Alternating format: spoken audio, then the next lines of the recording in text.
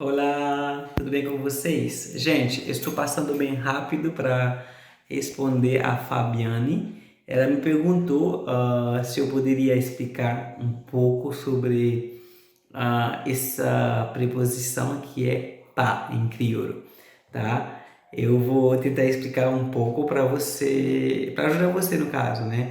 Eu sei que não é fácil para entender essas coisas, né? Porque geralmente quando você utiliza pá é mais para falar como uma negação, né? Por exemplo, pafessar em crioulo seria em português, não faça isso, né? Se você vai colocar lá no Google Tradutor, com certeza vai dar para você a tradução não, para pá em crioulo.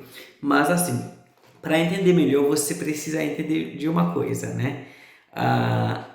Essa palavra ou essa preposição par veio do francês, que seria par. Tem um R no final em francês, tá?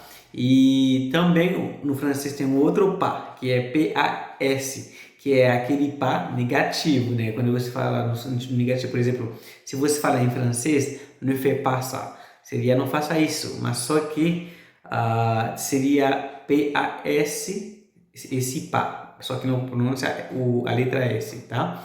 Então, para entender melhor essa questão de par, primeiramente você tem que entender que existe par, que seria quando você está falando uma coisa no sentido negativo. Por exemplo, você vai falar para a pessoa, não faça alguma coisa, você utiliza par, ok?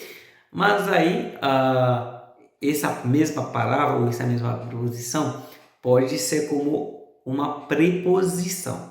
Quando é uma preposição, eu vou dar para você alguns exemplos, tá? Eu vou colocar aqui para vocês em algum canto aqui, para vocês entenderem melhor, tá bom? Assim, por exemplo, vamos fazer assim. Essa mesma palavra, por exemplo, se você vai falar em crioulo, você vai falar par exemple.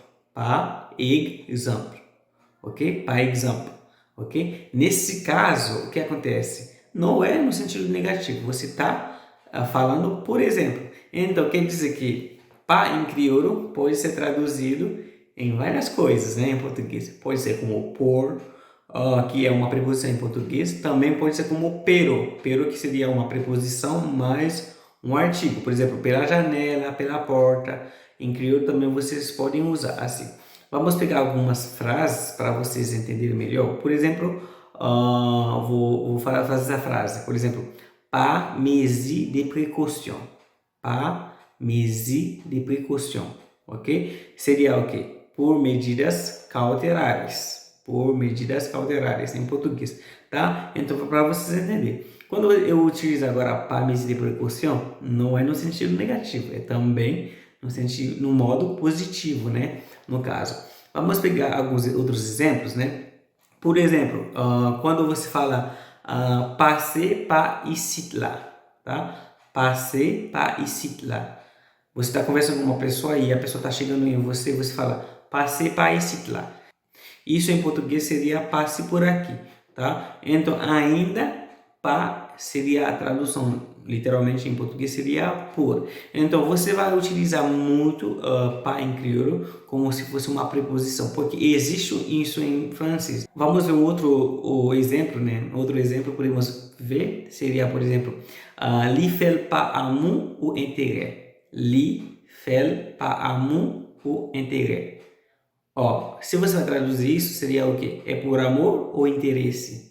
É por amor ou interesse? Então, eu trouxe somente alguns exemplos para vocês entenderem melhor esse conceito, né? Essa preposição que é muito utilizado em crioulo haitiano, porque às vezes você somente ouve, por exemplo, para ali na laria, para fechar. Isso é no sentido negativo. Você está impedindo para uma pessoa para não fazer alguma coisa, tá? Mas também vocês podem utilizar essa mesma preposição para falar de um assunto positivo também, como uma preposição normal que literalmente poderia ser traduzido em português como por, ok? Espero que esse vídeo você gostou, Fabiane, e vocês também, tá? Gente, se você tem alguma dificuldade, algum comentário, alguma coisa que vocês não entenderam, vocês podem colocar no chat ou no comentário, tá?